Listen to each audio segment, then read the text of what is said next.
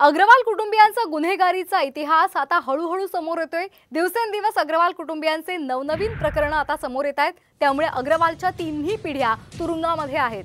Porsche गाडी चालवून दोघांना चिरडल्या प्रकरणी अल्पवयीन आरोपी सुधार गृहामध्ये आहे, तर दुसरीकडे विशाल अग्रवालला सुद्धा तुरुंगामध्ये धाडण्यात आलेला आहे। कोर्टाने न्यायालयीन कोठडी त्याला सुनावलेली आहे, तर तिकडे चालकाला धमकावल्या प्रकरणी अल्पवयीन आरोपीचे आजोबा सुरेंद्र अग्रवालला सुद्धा 4 दिवसांची पोलीस कोठडी सुनावण्यात आली आहे। दरम्यान कोर्टामध्ये काय घडलं पाहूयात ग्राफिक्सच्या माध्यमातून। सरकारी वकिलांनी म्हटलंय, गुन्ह्यामध्ये यांचे इतर साथीदार आहेत का,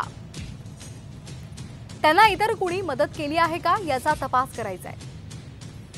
आरोपीला पोलीस कोठडी देण्यात यावी अशी मागणी करण्यात आली।